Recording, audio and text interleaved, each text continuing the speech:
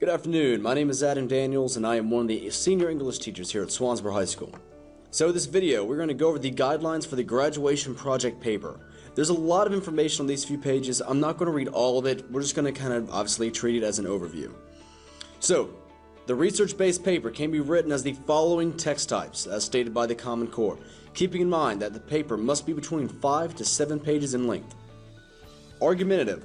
So write arguments to support claims in an analysis of substantive topics or text using valid reasoning and relevant and sufficient evidence. Essentially, create a stance and defend it. Informative and explanatory. So write informative, explanatory text to examine and convey complex ideas, concepts, and information clearly and accurately through the effective selection, organization, and analysis of content. If someone were to do a biography of Benjamin Franklin, simply presenting information exactly as it's been historically, that would be an example of informative or explanatory.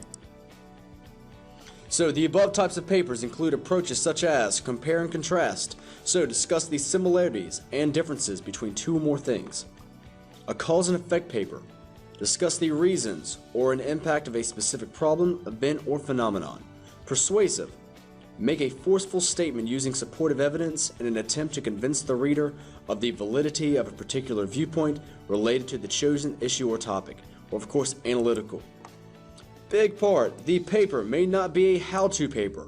There must be research and thesis development involved. English teachers may choose to have their students include various modes of writing into their papers. So you cannot have a how-to paper that says paragraph 1, step 1, the student must do this. Cannot do that. Each paper must cite a minimum of 5 different sources. Students should strive for a variety and balance in their selection. One source must be an interview, one must be a book, and one must be an internet source. Students may choose any medium for the final 3. So 5 total. You could have 3 books, 1 internet, 1 interview.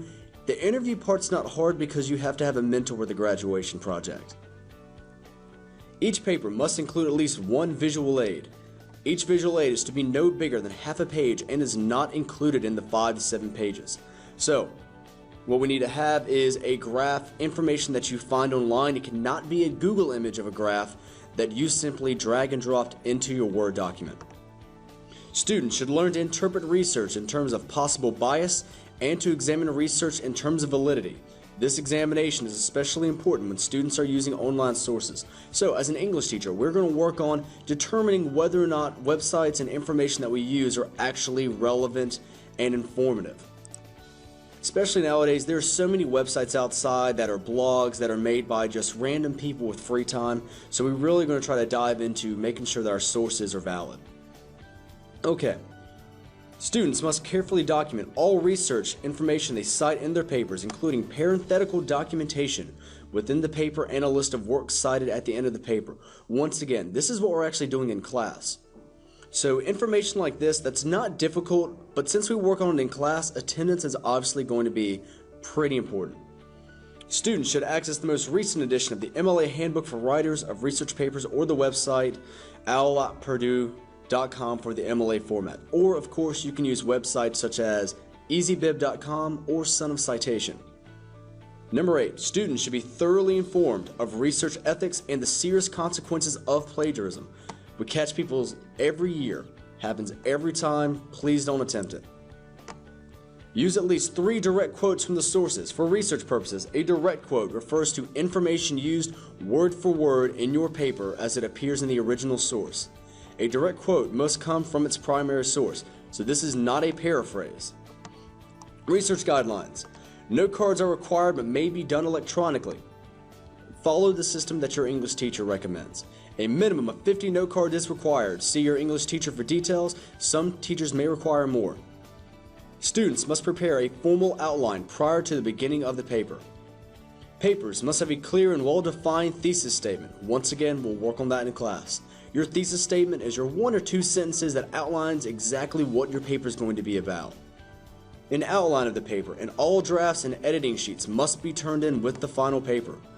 Rough drafts must be typed, double-spaced, Times New Roman, 12-point font, and 1-inch margins. This is normal in most Microsoft Word documents, so unless you're changing it yourself, this is going to be standard. Save all drafts in Final Draft to a flash drive, to websites such as Dropbox. Make sure that you have double, triple saved your information to several locations because sometimes things go wrong and files magically disappear. 5 sources must be cited in the research paper. All papers should be typed on white paper in black ink and stapled once in the left corner. Do not turn in your paper in a notebook or a folder. Of course, use modern language association format.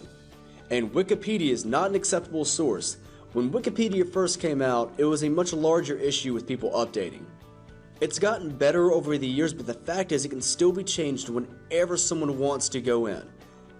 The reason that's an issue is, yes, they have people that get paid to check the information, but at the same time too, you don't want to be viewing the site the one time somebody happens to be playing around. Perfect example, during the 2014 World Cup, during the summer, somebody decided to change, for Wikipedia, the Department of Defense officer of the Secretary of Defense. They decided to change it to Tim Howard because of how great he was playing against Belgium.